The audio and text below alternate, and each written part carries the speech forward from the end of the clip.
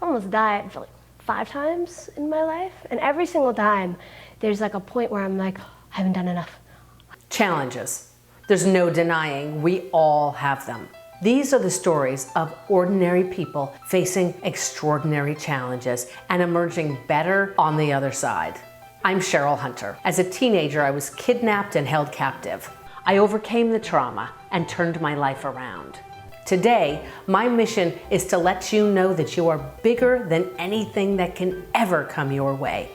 Join us for these extraordinary stories and be reminded that your true nature is to rise. I can't wait for you to meet Claire. Claire Wineland has cystic fibrosis, a terminal illness. Historically, people with cystic fibrosis died as infants, but fortunately, the lifespan of CF patients has risen over the past few decades. Today, Claire is 20 years old and still going strong, which is a testament to her mindset, force of will, and extraordinary support structure. Here is Claire's story in her own words.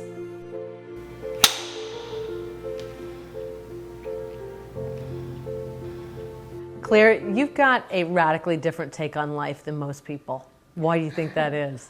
I think when you've been in a position your entire life that the rest of the world deems as being horrible, and you realize, oh, okay, but I'm not miserable, there's like a moment where you realize, oh, okay, so then that's all wrong. You know what I mean? And then it's like if you're just right off the bat in the horrible situation, you realize you can be happy in it. I heard you say that when you were born, your life expectancy was no more than 5 years. And as you've progressed in age, it's always been just a little bit out in the future ahead of you. What has it been like to be living in the face of potential death?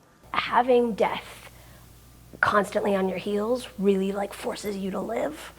You know, you see this in movies all the time, but when someone gets diagnosed with a terminal illness, there's like that thing where they're like gonna go out and conquer the world and like bungee jump and, you know, like whatever it is.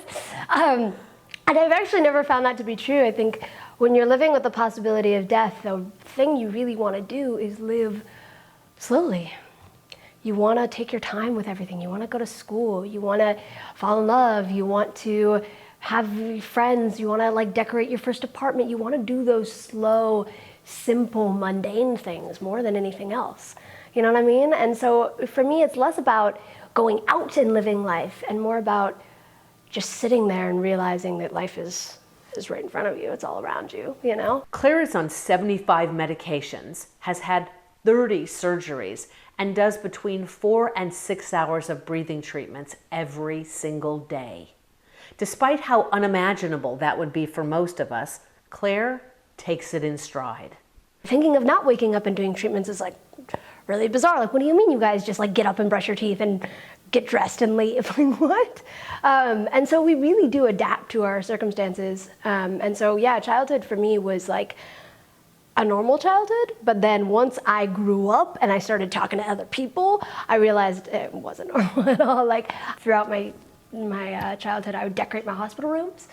And like, I don't mean like put a picture on the wall. I mean like deck out my hospital rooms with twinkle lights and move the furniture, and it got to the point where like the nurses would like call everyone in every time I did a new room, and it was like a big thing, you know. And so I realized you really can make anything of a room, you know, because it's not good or bad. Just like a life is just a life. It's not good or bad, and you can kind of do whatever you want with it.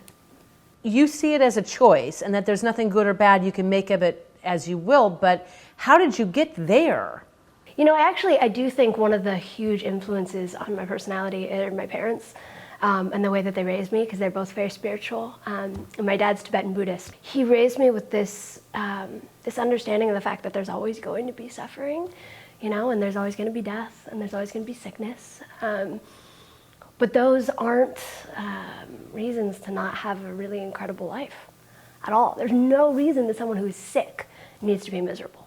And everyone you meet kind of has this, like, I don't know, this vibe where they're kind of telling you like, okay, like it's cute that you're happy, but like really you're miserable, right? And like, and it's so weird because I don't think that they can wrap their heads around the fact that there's a way to be in pain, there's a way to be sad, and to have gone through a lot of pain and a big ordeal and still be okay. You know, realize you're part of a huge epic story that is humanity. You are one single being in the midst of all of it, you know, and if you are sick and if things hurt, that's okay. That's a human body, that's a human mind, that's how it's going to be, but there's still life going on. Did you ever have a dark night of the soul moment? Oh yeah. No, when I go dark, I go dark. It's always like not just one night, it's like a week where I'm just like, I don't know what we're doing here. I don't know why I'm even trying, you know? And a lot of the times it's triggered by intense physical pain. Because with CF, it kind of always hurts in some way or another because all of your organs are failing pretty much. So that's not fun. And I've spent around a quarter of my life in the hospital. I've almost died for like 5 times in my life. And every single time there's like a point where I'm like, I haven't done enough. I haven't done it. I haven't done the thing. And I'm like, God, no, I've had such an incredible life. And I'm so proud of that. And I think that that's something that everyone can experience regardless of if you're sick or if you're rich or if you're poor or if you're, you know, and that kind of gets me through the pain and the suffering. So you've managed to turn this around, this pain and suffering, and found a way to contribute to other people. Tell me about that. Yeah, my mom used to actually always say to me, the only way to really live a happy and fulfilled life is to give yourself to something bigger. So around 5 years ago, I went in for a routine surgery and they ended up doing something wrong and I got a blood infection and it attacked the weakest part of my body, which was my lungs. So I went into full-on lung failure. And they put me on a ventilator, that didn't work. So they put me on an oscillator and that did work, but it was shaky and I had a 1% chance of surviving because no one with cystic fibrosis had ever been on an oscillator and come off alive.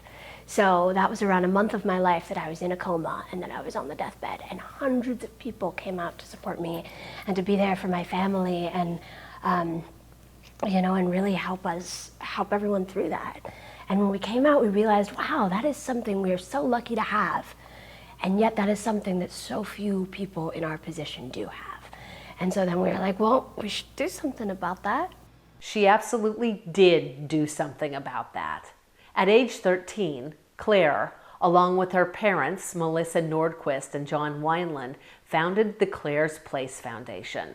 The foundation was created to provide support to families of children with cystic fibrosis. Claire's Place Foundation helps relieve financial pressure so that parents of kids with CF can focus on what matters most, being there with their kids. What we found happens when you help and you support them, they can create space to make something beautiful out of their life, you know, and that's such an incredible gift. Last year we won LA Business Journal's Nonprofit of the Year award, and that was like the icing on the cake. Like we were like, okay, bam, it's real now. It's legit. We did it. We're running a foundation. You know, you can live an incredible life in a very short amount of time, you know? Claire, if there is a better example of someone living life to the fullest, I have no idea who it is. Thank you. Thank you for being here and shining your light and making such a difference for people. Of course. I hope it helps. I hope I have something to offer here.